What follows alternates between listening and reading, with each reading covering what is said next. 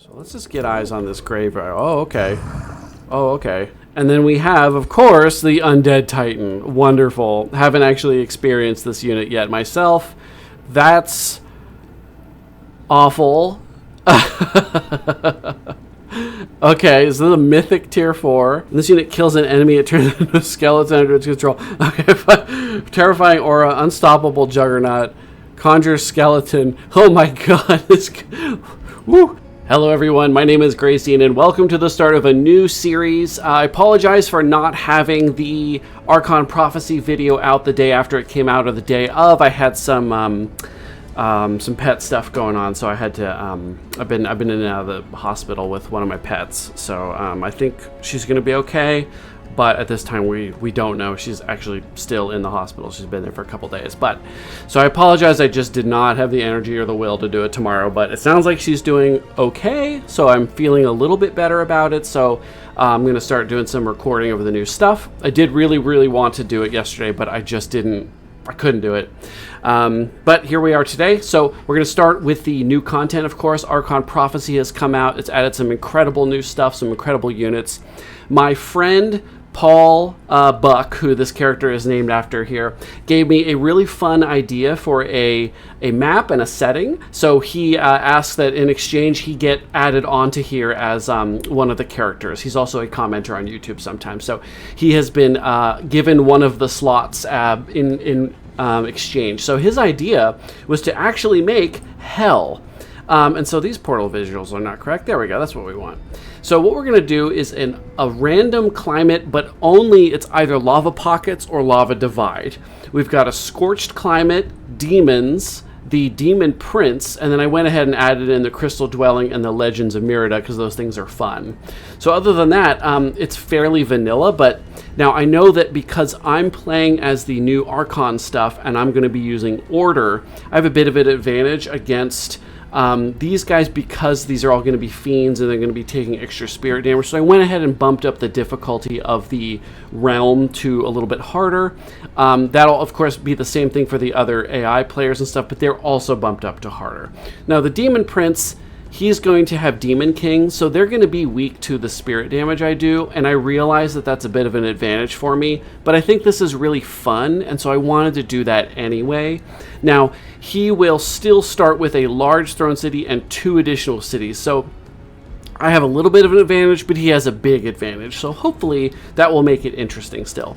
So it's going to be 4 of us, not on a team, and the Demon Prince. Hopefully some of us can group up together against him.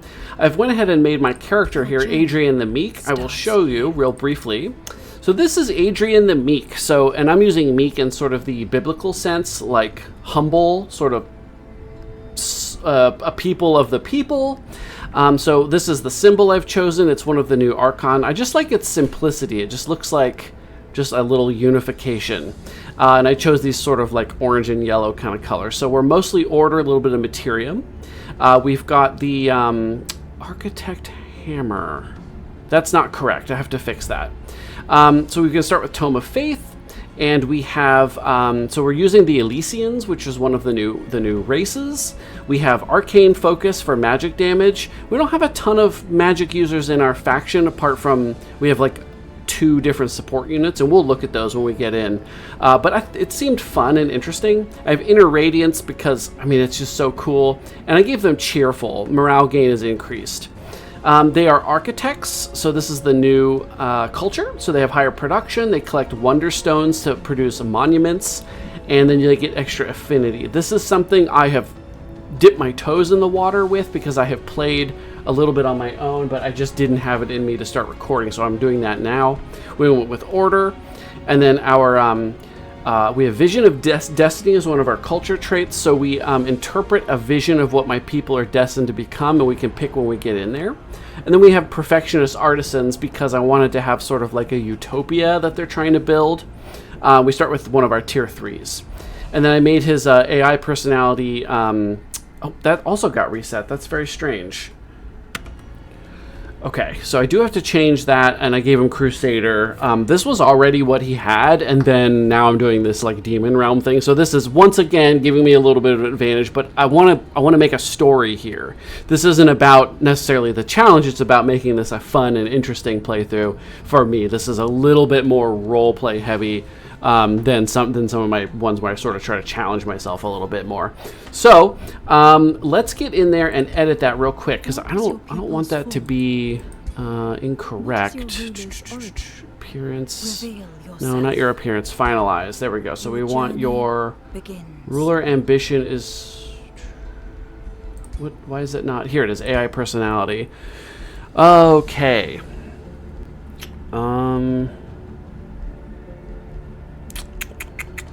Protective Sage, Vassalization and Magic, Summons, Dislikes Wars and Large Domains. These are all Warlords. Diplomat, Chivalrous, believes in justice and peace. Let's go with that one. AI Tome Path. Oh, I can tell them exactly what to do. I don't want to do that at this time.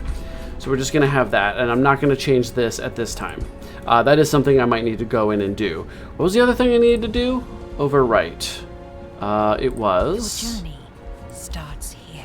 His weapon. His weapon was not correct. Edit. What is your So why did he have that hammer? Architect hammer. It's pretty cool. It's just that... Oh. Did this change today? I feel like this wasn't here before. Architect Orb of Spirit. Okay. Interesting. This was different before. So I am going to play as the Battle Saint. I wasn't feeling super like I was meshing with this new class, but I think I just need to experiment with it more. I was trying to have a magician using it. Not a support, but not a melee, and I felt like it was a little bit tailored to either being a support character or a melee/support character, and I am determined to make a ranged magician character work with the Battle Saint. So we're gonna do it, whether it sucks or not. That's what we're doing. So we're gonna go ahead and change that. I swear these options are different from yesterday. So is this all correct now? So let me go in and just make sure this is selected and that it's all correct. And if it's not, we will fix it up. So for our random rulers we're going to have joining us, let's go ahead and get on into the random generator thing, which I have already loaded up. Let's get the monitor capture on. So we have my lovely Patreon supporters, Thorin Stark, Earwolf, John Myler, Nox Immortalis, and Locutus. Thank you guys so much for supporting the channel. Of course, you get in here double every time I do anything that needs a name. You have 2 entries in there until you get selected, of course. And then I go back about 2, maybe 3 weeks for comments from people. It's been mostly Patreon members and then a lot of Sarah Feingold in the past 2 weeks. So we have very few non-Patreon members this time. The last time I had like 30 people, I think, when I started this. It was crazy. So you guys have a pretty good chance of showing up, and then I'll have to start, I don't know, maybe I'll use you guys a second time or something. And then of course we have C-Sand as well. So thank you all for all the comments. I enjoy our discussions. Some of you, like Sarah, have a lot of funny things that they'll comment on my videos and stuff with, which I really appreciate. So let's return 1. So we have Earwolf. So I'm gonna take Earwolf out of here completely, and then if we run out of names, I might just put Patreon members back in and use them again. So Earwolf is the first one. There we go. So Earwolf, I think, is in here as a one of the mech people. The gosh, what do you call that? Earwolf Overflow of the Mecha Wolves. Yeah, Lupine Reavers with Tome of Warding to start. It's very interesting. I've seen these guys a lot in my games, actually, but that's totally fine.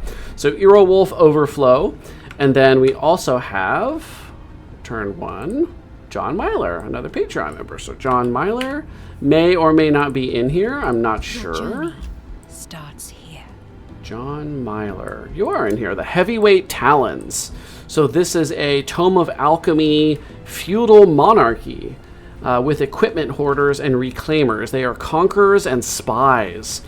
That's interesting. Now, Paul Buck is also a monarchy, but other than that, I think everything is totally different. So it's going to be the 4 of us, may or may not have some alliances or wars, we don't know. And then we're going to have Karavar the Willbreaker, who should be a huge problem for everyone. It'll be interesting to see if we end up teaming up at all against him, or if anybody joins him and becomes a problem. Now, I'm good, he's evil, so I have a feeling we're going to be in a lot of wars, not working together at all. Did I remove John Myler from that? Yes, I did. Okay, let's turn off monitor capture, and I think we're ready to go. So for realm content, world threat is turned up a little bit. Game flow is all normal. I have control AI allies off. I think it's interesting to have to work with the AI when they're on your team. And then I've already showed you all this stuff. We've got Hell, 4 players, medium size, with, of course, the 5th super player. And I think we're all set to go. If anything's wrong, I'll just restart it, and you won't have to watch that. Would you like to save? Yes. Save Hell. Hell needs a good saving.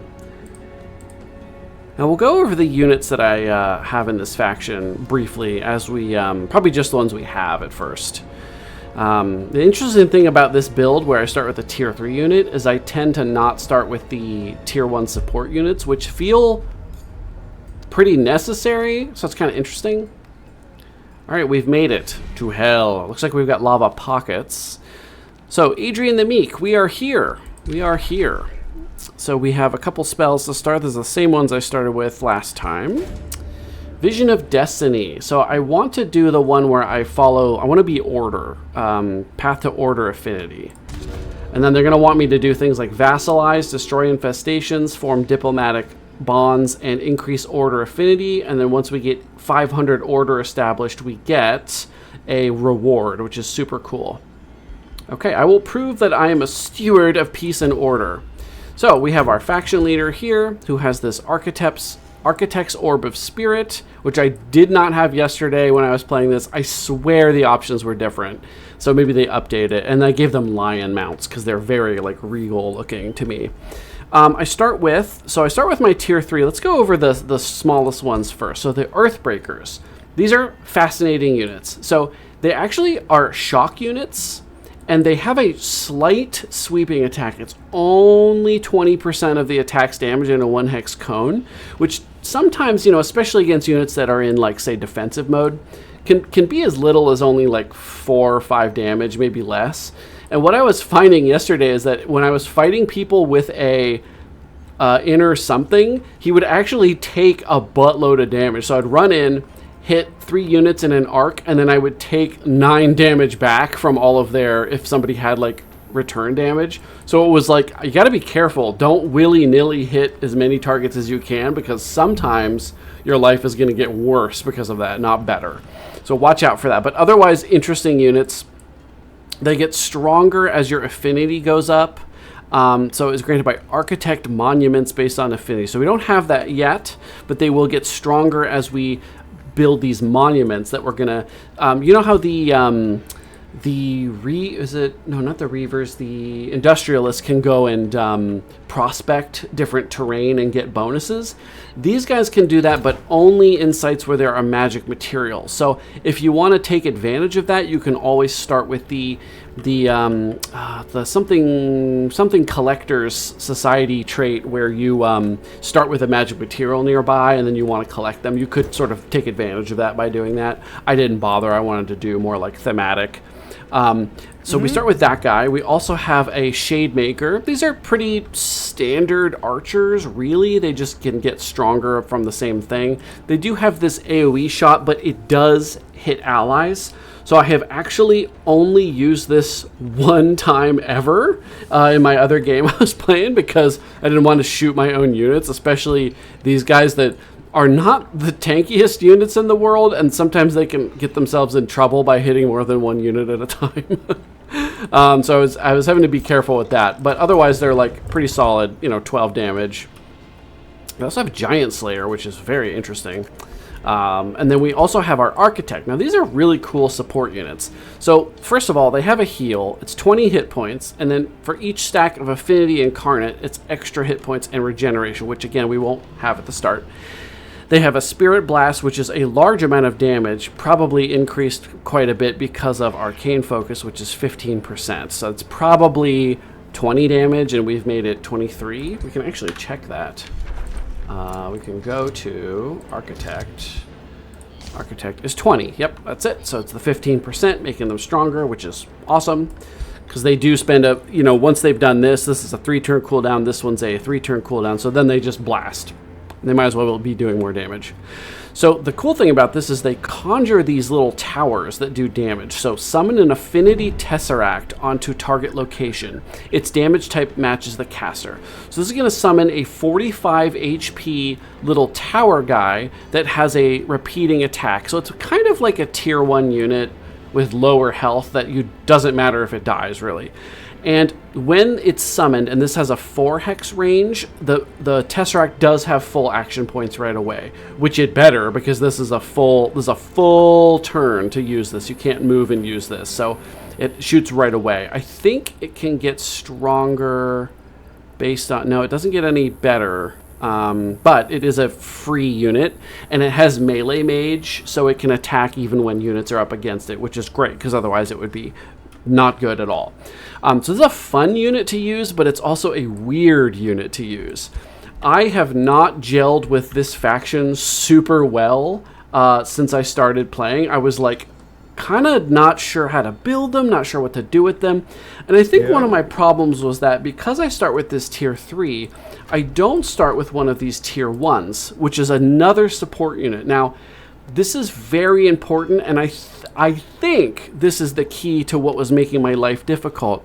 These tier 1s have this ability here called Cultivate Order Affinity. Link to target friendly unit, dispelling a negative status effect. While linked, they gain 2 Order Incarnate. At the start of their turn, both units heal 10 and dispel a negative status effect. So I think the problem was with me is I was like, oh, I have all these ranged units already. There's no reason for me to build more ranged units. I'm just going to build these Earthbreakers.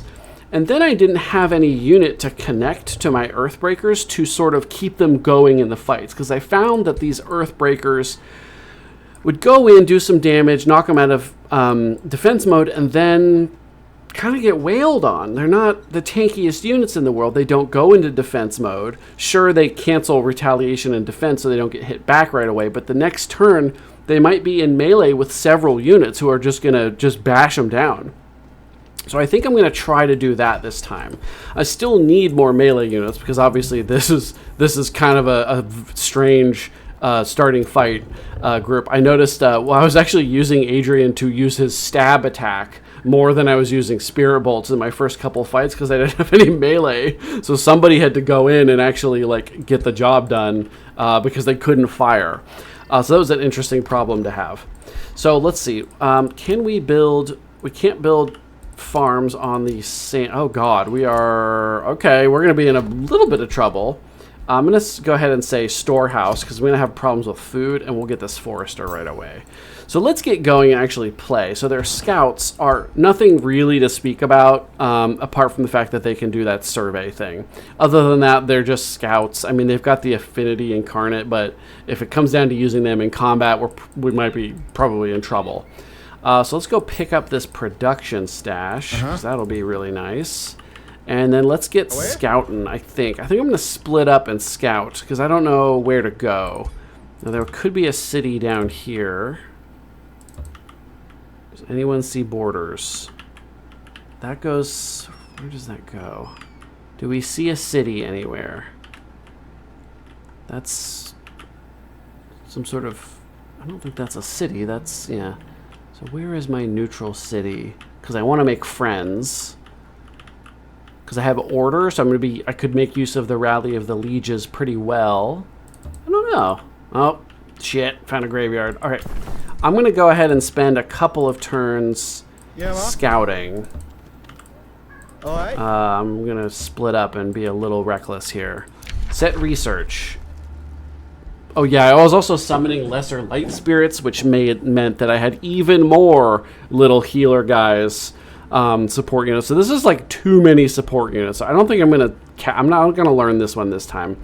Maybe I'll just learn Staves of Mending instead, just so my support units are extra good at healing, rather than have more units for healing. Alright. So let's just get eyes on this graveyard. Oh, okay. Oh, okay. So we've got lowly rat zombies, rat pikes, rat zombies on horses. These are the ratty lords. And then we have, of course, the Undead Titan. Wonderful. Haven't actually experienced this unit yet myself. That's awful.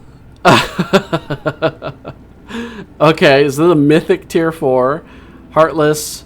When this unit kills an enemy, it turns into a skeleton under its control. Okay, terrifying aura, unstoppable juggernaut, conjure skeleton. Oh my god, this... Woo, that thing's scary. Okay, that'll be fun to use, though, if we can get control of one of them. An Oasis. Oh, God. The Chaos Eater. Yeah, I don't like their voice lines, I have to say. If I had it's a minor gripe, but that's how I feel. Shoot, I might not have a neutral city. Yeah. All right, 76 production is awesome. And a few turns we can boost that up, too. We have a little bit of a boring start here. Is there any... There aren't any weaker groups for me to fight, really. Maybe over here? Yeah, that's the one. So I think I'll have everybody reconvene now. And we will start getting ready for a fight. So I might go ahead and pause. This isn't going to be super interesting for a couple of turns. Okay, I've met Exalted Porticus. These are Free City of Porticus, which are my people, the Chosen Elysians. Led by Nacon Obsidios. I think that's a Greekish-inspired thing.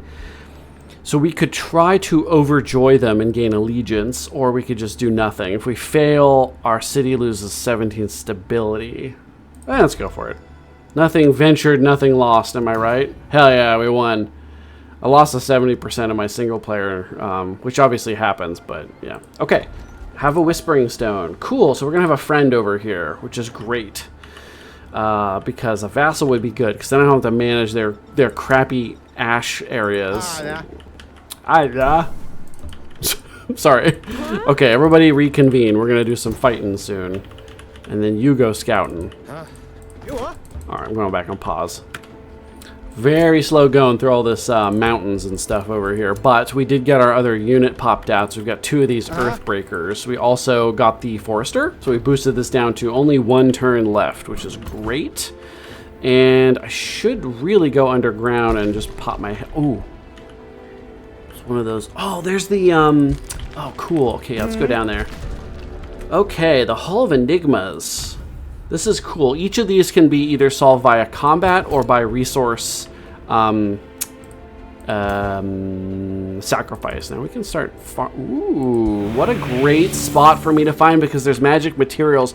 I think it's like production, gold, and magic materials, so I should be able to get 2 harvests. So I've got 50 for my wondrous monuments.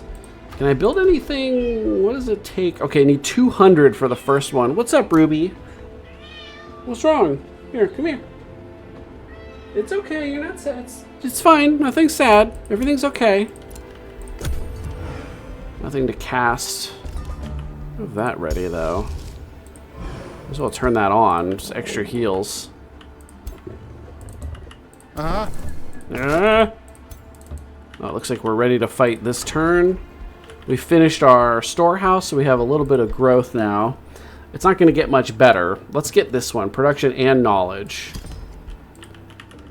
Boosting might be important in this particular game, because it looks like I might end up being kind of poor because of this crappy world we're in here. Hope I can find places to settle. Let's do a combat. So our first manual combat. Fun stuff. I can't wait to get the tier 2 units. They have the, not the archers, but the hoplite looking guys. They're really cool. So this is a good map for range units. Because I can go over here. Where should I go? Actually, I might stay up here. Throw stuff down at them. Because I can summon, if they don't want to come up here, I can just summon the Tesseract thing down here, and then they have to come hit it, and then I'll be able to hit them. Free damage estate.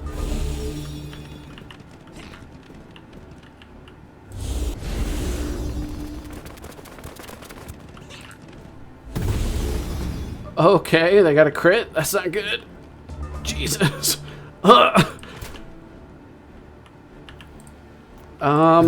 Goodness, what do I do about that? I could summon a thing. If I put it here, it would block them off a little bit. So I should probably shoot the one coming up the ramp here on the side with the guy that's really wounded. This gives us defenses in a 1 hex radius for 1 turn. I might do that here and then send this guy back to hang out until he can get healed. Nah. This one's in defense mode, so let's bonk it out of defense mode. Could shoot the AoE. I'm going to do that. I want to knock models off of these so they do less. Oh, and they're further away. That's great. That means they can't use their melee to absolutely annihilate my unit. I'm really glad they both flew backwards like that. And this one's already gone. I've noticed the AI does not tend to try to fight this thing down. It will be interesting to see if they do, which is good and bad. You know, it's kind of a meat shield, but it's also damage. So if they kill it, I lose damage. If they don't kill it, I get damage for free. It's a single model entity, which is super good. So this thing doesn't get weaker as they smack it, which is beautiful. So we're not going to hit them because they're going to teleport away. What we're going to do is we're going to come down here, we're going to heal this one. Because he's going to run in and bonk in an AoE. Sending them both away. That was a crit on that one for some reason. You're already happy? Wow. I guess you do get bonus, but it just feels so early. Can't reach anybody. Command.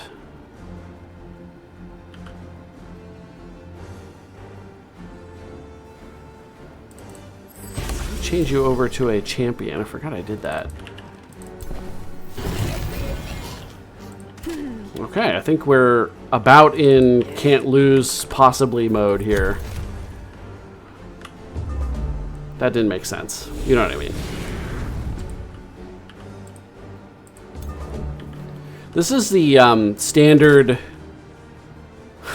standard result of battle with this faction at early stages. These guys get the absolute shit beaten out of them, and then you have to wait for them to heal after fights because they can't. They're not gonna make it. Nice job, guys! I can't believe I didn't miss any of these shots, and I even got a crit when I didn't expect it. Nice work! Look at this. We got medals and a level up. Beautiful. 98 production too. Beautiful. Love it. So we're going to stop by home and heal up next turn. And then we need another scout because I can't go and fight these because they're in the lava. I think you might be able to road build through the lava. So it's possible. I don't know if you can attack. I don't know. We'll find out. We did gain a level, which is awesome. Gain a level. Go ahead and get the experience one. It's going to be very useful. You're going to go over here and prospect. So we've got 50 more. So if we can get another 2 of those, we'll be able to build our first monument. And we will go ahead and get the crow companion because I need at least one of those 2 things so I can go and find stuff. Typically like the crow better because if you can see danger, you don't have to go over there in the first place. Although more movement is helpful when you're trying to do stuff like get over these mountains and around these lava pockets, which we might have to do. So let's head home. You're going to pick up a new unit, probably boost it out next turn. We'll have a little support guy to stick to these. So, is there anything prospectable over here? Oh, this is mana. Sorry, so mana, production, and magic materials. Staves of Mending is ready. We'll leave that off for now because we don't need to spend the mana upkeep. Ooh, focus crystals. Units gain experience. Interesting.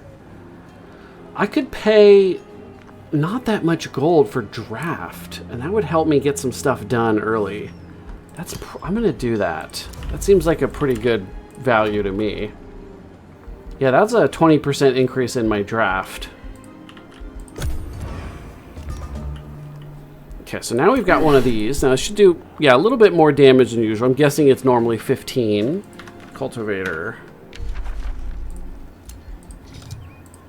Cultivator 16, okay. So we got a little bit of extra damage. Obviously, they'll go up as they get metals. Salted resistance, 10% damage. So at legend, that'll probably round up to 1 more damage. Oh well. So what can we go and fight is the sort of the problem I'm having. The Haunted Graveyard seems like a bit much. There's a Chaos Eater in here. I don't want to just go off all willy-nilly. Yeah, we're just gonna go. That guy will heal over time. It's fine. Let's go off this way and see if we can find anything interesting. Wait, what was that? Okay, I thought I saw something. We'll go back down there once we have some resources to spare. And then I do want to keep building units, and then I'll get another scout. We can get huts, really? We can get lava if we're crazy and want to lose a bunch of... we'll lose, I think you lose 10 or 15 for these, which is bad. I guess we'll get a quarry here. That's a lot of production, honestly. We can boost out some other stuff like shrines. This is nice. An extra whispering stone. I will go ahead and grab that now. We will make use of that either just in my own city or trying to make another vassal.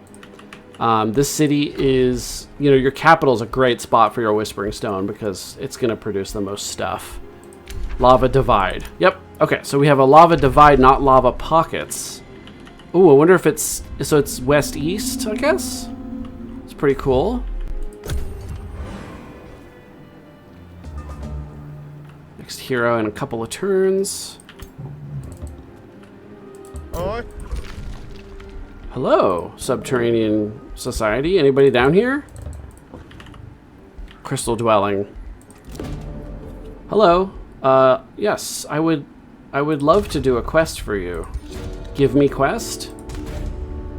I will find this relic from the Haunted Graveyard. No! No, not the Haunted Graveyard. Dang it. Okay. Okay, early conflict for us to deal with. So, I mean, these aren't a problem. It's just that this guy could potentially single-handedly kill many of my units, maybe all of them, because it's hard to kill. Like, it'd be easy to kill these units off. They're weak to spirit. But then this guy, as he kills my units, they turn into skeletons. He can summon skeletons. He can make my people decaying, and I have a lot of healing. So that's going to be bad. That's going to be bad. So we'll see what happens. So let's see. Oh, we're over time. I got too excited.